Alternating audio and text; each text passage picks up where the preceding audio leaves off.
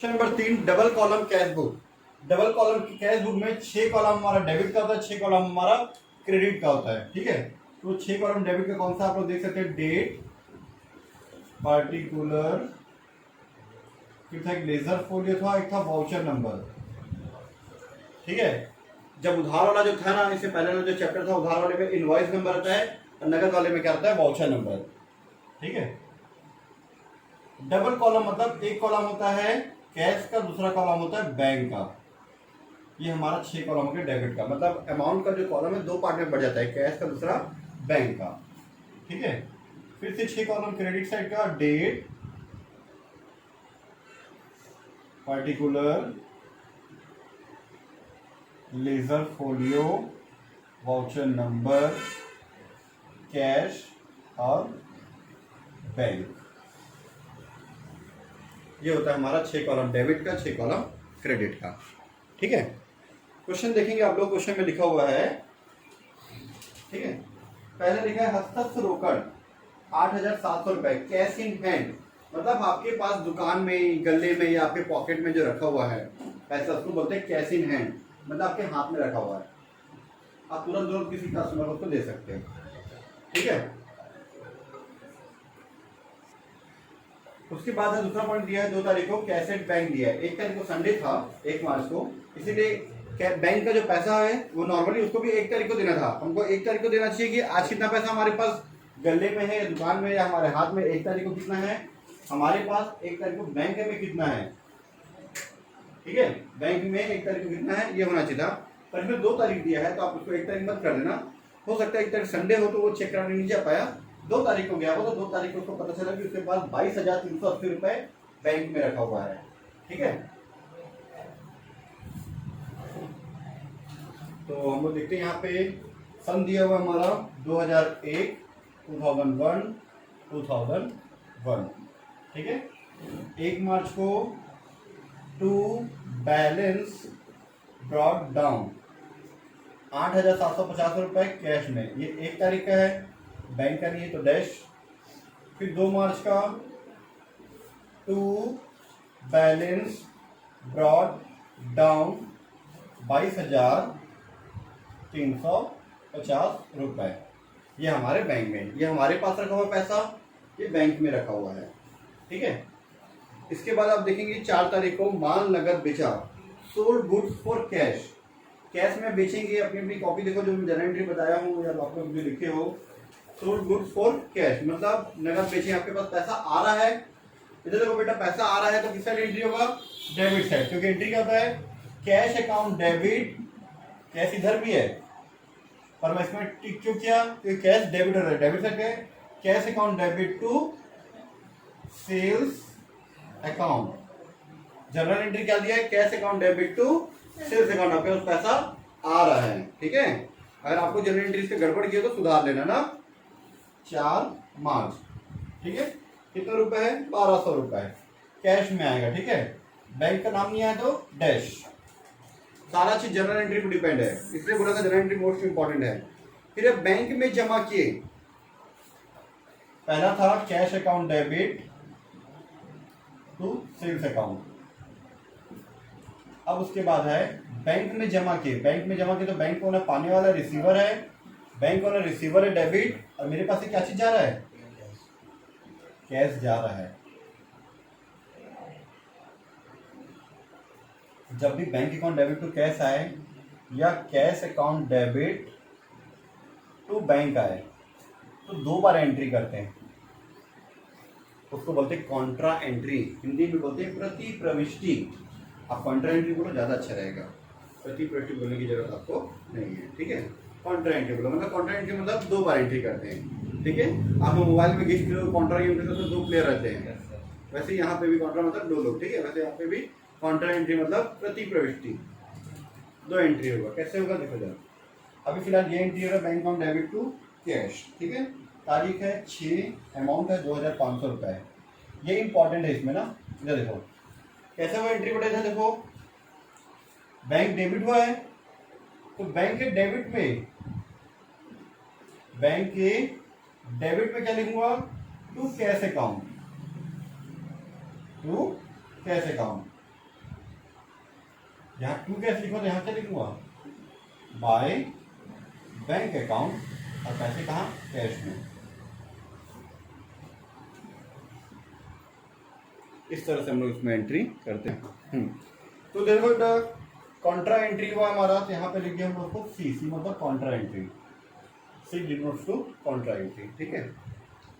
अब bank account debit, और bank के डेबिट में अमाउंट डाला, और क्या लिखा मैंने, कैश, ठीक है। अब कैश भी तो क्रेडिट हो रहा है, बैंक डेबिट है तो बैंक के डेबिट में आप अमाउंट डाल दिए, लेकिन कैश क्रेडिट, तो कैश के क्रेडिट में लिखोगे, तो कैश के क्रेडिट में क्या लिखें, बाय बैंक। जब भी बैंक और कैश अपोजिट साइड आता है ना, कैश बुक में, इस चैप्टर में, कैश बुक वाले चैप्टर में कैश और बैंक अपोजिट साइड है, एक डेबिट है दूसरा क्रेडिट है, एक डेबिट है दूसरा क्रेडिट है, तो हम लोग इस तरह से एंट्री करते हैं, ठीक है। जब ये एंट्री और आएगा तो मैं आपको और अच्छे से क्लियर करता हूँ, ठीक है। उसके बाद सोहन से माल खरीदा, गुड्स परचेज फ्रॉम सोहन, क्या जनरल एंट्री होता है, purchase account debit to Sohan, purchase account debit to Sohan. ना तो कैश का नाम आया ना तो बैंक का नाम आया, ठीक है, ना तो कैश का नाम आ रहा है ना तो बैंक का नाम आ रहा है। आ रहा है क्या, नहीं आ रहा है, दोनों का नाम नहीं है तो एंट्री नहीं होगा, क्योंकि यहाँ कैश और बैंक है तो कैश और बैंक का नाम आना चाहिए। नेक्स्ट देखते हैं 11 तारीख वाला, सोहन को चेक से पेमेंट किए, सोहन को पेमेंट करता, सोहन को ना पाने वाला है, चलो इधर बताता हूँ आपको, सोहन को ना पाने वाला, सोहन डेबिट टू, चेक से पैसा दूंगा, कहाँ से जाएगा पैसा, बैंक से जाएगा। मैं अगर चेक से पेमेंट करूँ तो पैसा कहाँ से जाएगा, बैंक से जाएगा, तो बैंक अकाउंट क्रेडिट हो रहा है। हमको किससे मतलब है, कैश और बैंक से, बैंक का नाम आ रहा है ना, ठीक है। यहाँ पे नहीं आया था, ना कैश का नाम आया ना बैंक का नाम आया था, एंट्रीज नहीं किए। इसमें कैश आया था, इसमें दोनों आ गया था, यहाँ पे बैंक का नाम आया है, आया बैंक का नाम, कहाँ पे, डेबिट में क्रेडिट में, क्रेडिट में है तो उस साइड एंट्री करेंगे। कितना रुपए दिए हैं, सोहन को देखो कितने रुपए दिए 3000 रुपये दिए हो, तो बैंक के क्रेडिट में क्या लिखूंगा इधर, 3000 रुपये लिख के बाय सोहन, अपोजिट साइड वाले का नाम लिखते हैं। देखो मैं गलती से अकाउंट लिख दिया, तो काटने की जरूरत नहीं, आप एस लगा दो, ठीक है। तारीख 11 मार्च, ठीक है। अपोजिट साइड वाले का नाम लिखेंगे हमेशा देखना, कैश और बैंक के अपोजिट साइड वाले का नाम लिखेंगे ना। चलो नेक्स्ट देखते हैं, बैंक से कार्यालय प्रयोग हेतु निकाले, हम अपने कार्यालय के लिए मतलब हमारे ऑफिस के लिए पैसा निकालते, हमारे ऑफिस में पैसा आ रहा है तो डेबिट, देने वाला कौन है, बैंक, बैंक से निकाल रहे हैं तो बैंक अकाउंट। अब क्या हो गया, फिर से वही हो गया, कैश और बैंक अपोजिट साइड, कितना रुपए, 5000 रुपये, ठीक है। इधर ध्यान देना बेटा, कैश अकाउंट डेबिट हो रहा है, कैश अकाउंट डेबिट हो रहा है, तो कैश के डेबिट में, ये कैश का डेबिट साइड है मेरा, कैश के डेबिट में टू बैंक अकाउंट, यहाँ टू बैंक लिखो तो यहाँ पे बाय कैश अकाउंट, पैसा बैंक में, ये होता है हमारा कॉन्ट्रा एंट्री। तारीख है 13 तारीख, 13 मार्च, मेरा नहीं 13, ठीक है। कैश अकाउंट डेबिट हो जाते, कैश के डेबिट में क्या लिखा मैंने, टू बैंक, यहाँ टू बैंक लिखा तो यहाँ पे बाय कैश, और पैसा कहाँ पे, बैंक में। कैश लिखे तो पैसा बैंक में, और कैश में पैसा तो बैंक में, ऐसा, ठीक है। बैंक लिखे बैंक में पैसा मत लिख देना, गलत हो जाएगा, ठीक है। चलो नेक्स्ट देखते हैं, सुशांत से चेक मिला उसको बैंक भेजें, ठीक है। चलो हम लोग एक साथ ऐसा बताते हैं, ये हमारा बिजनेस है, ये सुशांत है और ये बैंक है। सुशांत से चेक मिला उसको बैंक भेज दिए, तो देने वाला कौन है, रिसीवर कौन है, सुशांत, और पाने वाला कौन है, बैंक, ठीक है। हमारा कौन है यहाँ पे, देने वाला गिवर कौन है, सुशांत, अब पाने वाला कौन है, रिसीवर कौन है, बैंक। तो एंट्री क्या होता है, पाने वाला डेबिट होता है, रिसीवर को डेबिट करते हैं, गिवर क्रेडिट, तो पाने वाला कौन है, bank, bank account debit to Sushant, ठीक है। तो बैंक क्या हो रहा है, डेबिट हो रहा है, बैंक के डेबिट साइड क्या लिखूंगा मैं, टू सुशांत, तारीख 15 मार्च, अमाउंट 2400 रुपये है।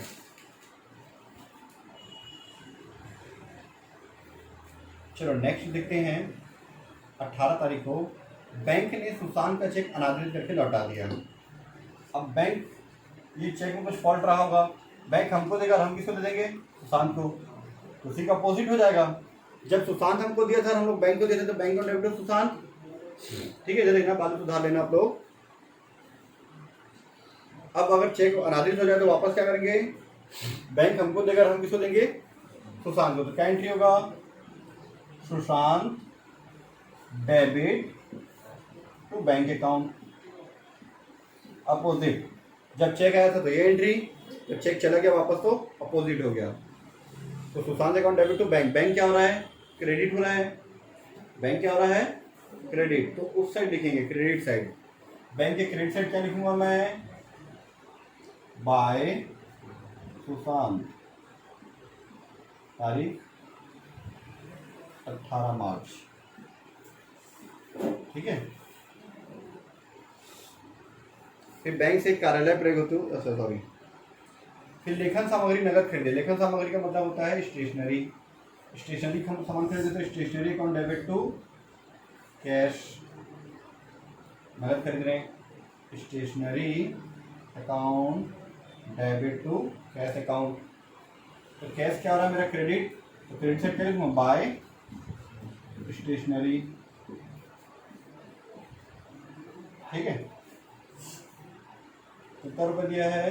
500 रुपये। 20 तारीख को, 20 मार्च, 500 रुपये डैश डैश। उसके बाद फर्नीचर खरीदा, चेक से पेमेंट किया। फर्नीचर खरीदे और चेक से पेमेंट किया। फर्नीचर आ रहा है, फर्नीचर अकाउंट डेबिट टू, हाँ, तो यहाँ पे कैश, मेहनत पैसा कैश में आएगा।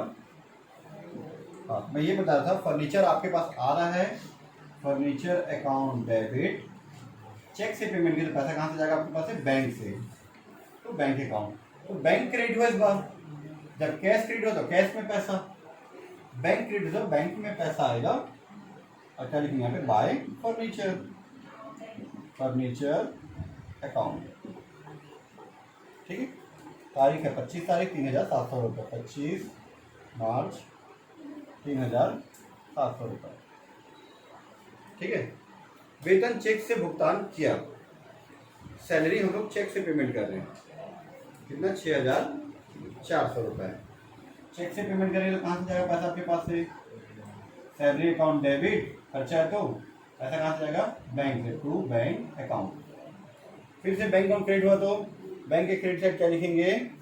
6400 रुपये लिख के बाय सैलरी अकाउंट, तारीख 31 मार्च, महीने के लास्ट। बस हो गया। अब आप क्या करो?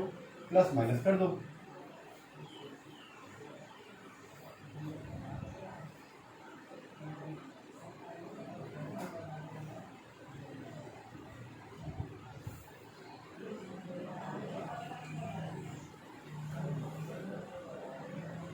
ठीक है, चलो किया जाए प्लस माइनस। ठीक है, इधर देखते हैं, इस साइड का टोटल करते हैं हम लोग।